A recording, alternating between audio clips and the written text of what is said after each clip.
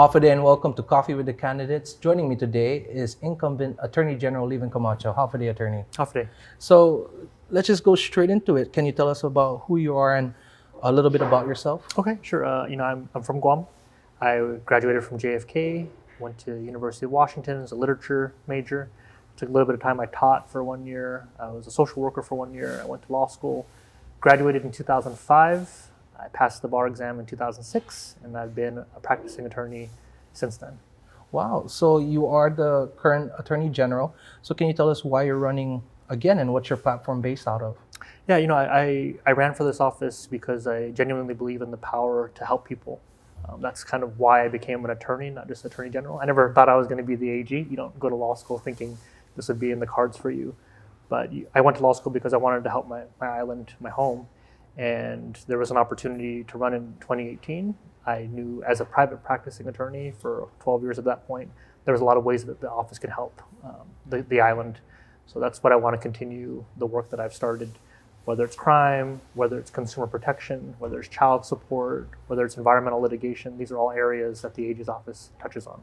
Right. And going off of crime, right now, a lot of political ads from both sides of the aisle are bringing up the rising crime. If elected again to hold the seat once more, what are you going to do? Are you going to do anything different? Are you going to add on to your current platform on attacking crime at the source, or? Yeah, unfortunately, one of the most important things I think for any candidate to have is to tell the truth and to be honest and to talk about what you're going to do. I agree. I think right now the community is seeing just a lot of fear mongering, and a lot of the island is going through this crime wave, which is true. Everyone deserves to feel safe in their home, in their workplace. But what you don't hear is the plan. What are you going to do to address the problem? And as Attorney General, what we've done is we have successfully prosecuted violent criminals, repeat offenders. We've talked about we have over 90% conviction rate for homicide cases while I've been AG, and in large part due to the great work of the Guam Police Department.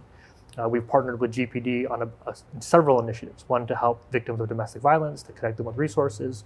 We've also worked with GPD on bringing training for de-escalation, use of force. We have worked with Customs to acquire more canines to prevent drugs from entering the island.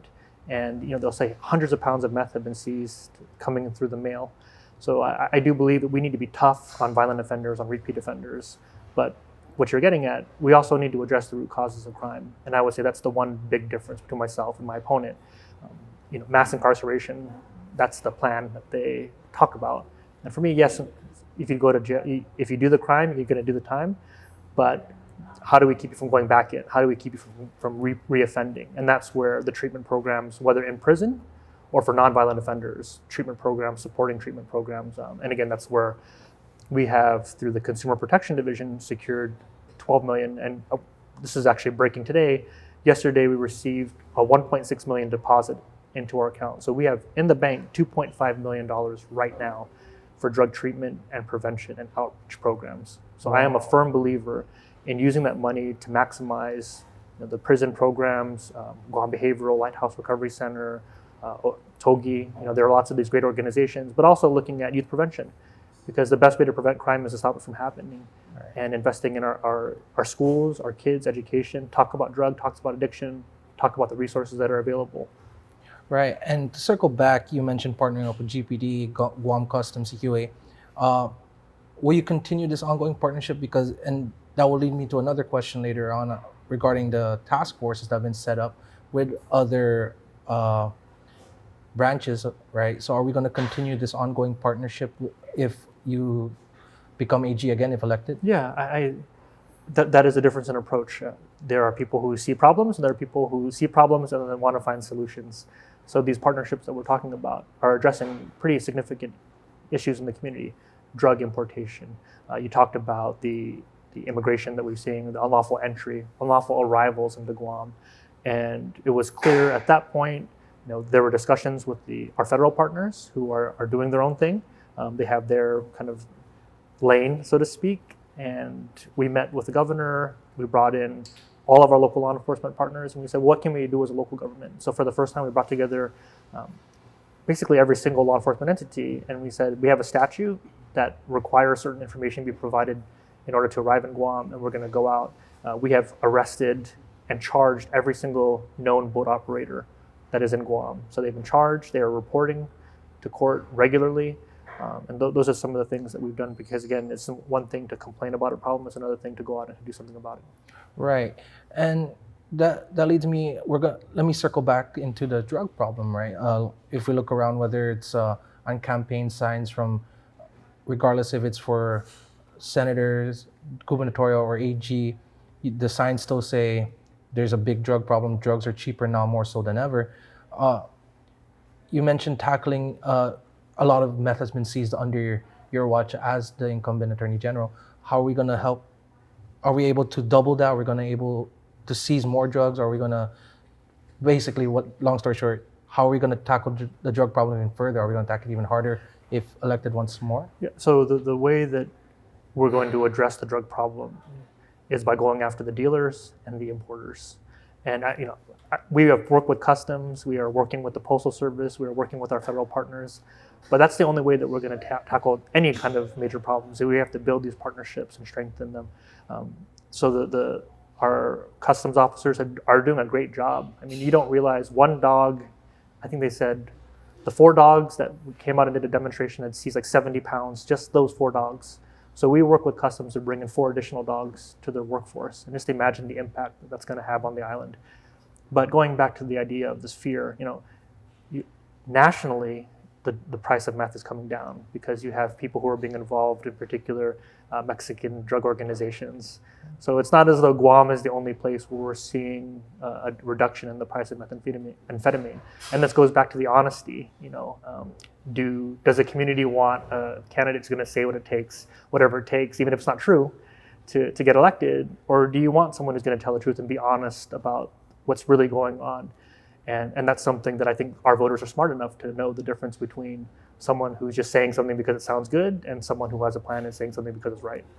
Right. And going into you versus your opponents, you mentioned the difference right now is honesty. What other differences can we see right now, you versus your current opponent and the write-in opponent? Yeah, this idea of being tough and smart on crime is a big difference, I would say, because I do believe we have to be tough on violent offenders, repeat offenders, but understand treatment works and we need to address root causes of crime. Another big issue, I would say, is cannabis. The people have spoken. Cannabis is legal, medicinal, and adult use. And as Attorney General, we have done what we can to support the development of a cannabis industry that is going to be safe for consumers and safe for our public. Mr. Moylan in particular has said that he's going to enforce the federal law, or there's a problem with the local statutes. And the role of Attorney General is not to impose our personal beliefs in this job. Our job is to carry out the law, to respect the law. So that's another big area where we differ. Right. And circling back again into an earlier point, and I believe your opponents have talked about it too regarding domestic cases. How would you tackle that now? Would you tackle it the same way you've been doing if elected again, or are there changes that you're gonna see, things that may have not worked out, and things that need to improve upon, or they're working? How can we make it work more efficiently as well? Yeah.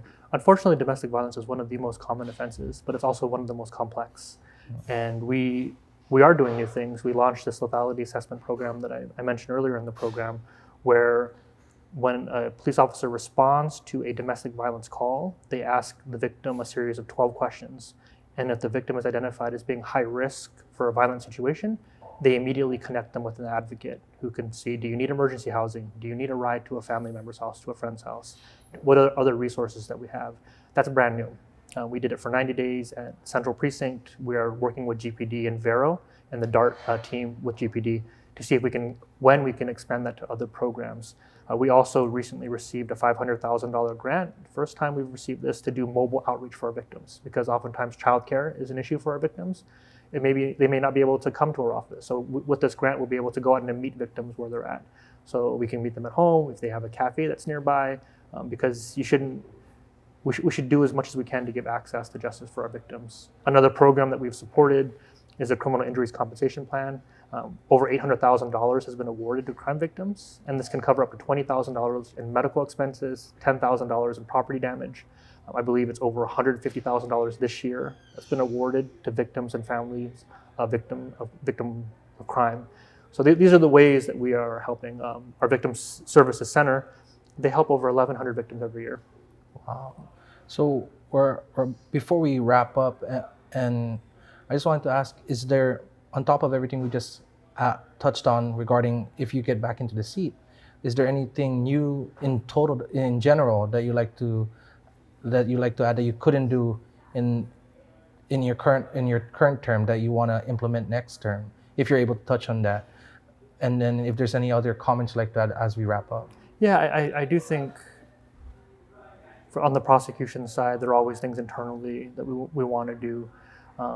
But in terms of new initiatives, that we've started a lot of work. My staff, sometimes I have a great team, and when I came in, everything had to happen at once. But having historic settlements for opioid litigation, having historic environmental wins for the Sasadzen case, the Ordot-Dump case, being able to hold violent offenders and sex offenders accountable. There's a lot that we can build on. What I'm hoping to do is finish the work that I've started, really. So I talked about some of these pilot programs. We would love to expand them. We talked about these grants. We have a 1.5. Our team worked with Guam Coalition Against Sexual Assault and Family Violence, 1.5 million for human trafficking. I would love to get us to be sharing data, to be working with our victim services as well. That's resources that our law enforcement officials and officers didn't have before. Building on this relationship with Customs to add more dogs, to build out our infrastructure, and finding ways to prosecute the people who are bringing in drugs and the poison to our community. Right. And is there anything else you'd like to add as we wrap up? Yeah, I think we get into this. The one thing in common that I have with Mr. Moylan is we've both been Attorney General. But I'm not afraid to talk about what I've done as Attorney General, the partnerships that I've built, and the work that I've done. I am going to run this campaign and finish out focusing on my vision for the office and not trying to appeal to people's fear. Right. Well, thank you so much, Attorney General. And that does it for this episode of Coffee with the Candidates. Until next time, stay cherry.